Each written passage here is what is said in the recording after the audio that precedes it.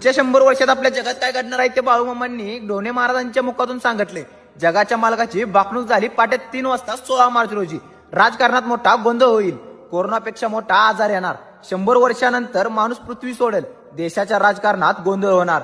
जातीवाद, राजकारण, महाराष्ट्र कर्नाटक सीमा प्रश्न चर्चेत येणार. राष्ट्रांमधील वाद चालतील. रेल्वे, मोठे वाहने धडकाधडकी होतील. कोल्हापूरच्या देवीच्या डोळ्यातून पाटेचं पाणी येत आहे. बहीण भावाच्या नात्याला कलंक लागल.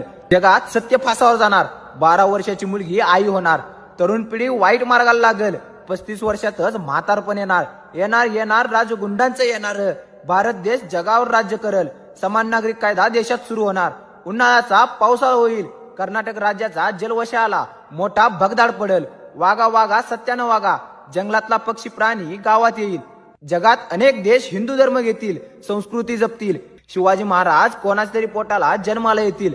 आदमापूर हे प्रति पंढरपूर म्हणून ओळखलं जाईल. माझी करशील सेवा तर खाशीला मेवा. भंडारा सगळ्यांचंच न्याय करल. धरीनं पोटाशी धरीनं. हे माझ्या बाळूमामांनी ढोणे महाराजांच्या मुखातून सांगितलेले शब्द आहेत. आणि आजपर्यंत माझ्या बाळूमामाचा शब्द कधीच खोटा ठरला नाही. व्हिडिओ आवडला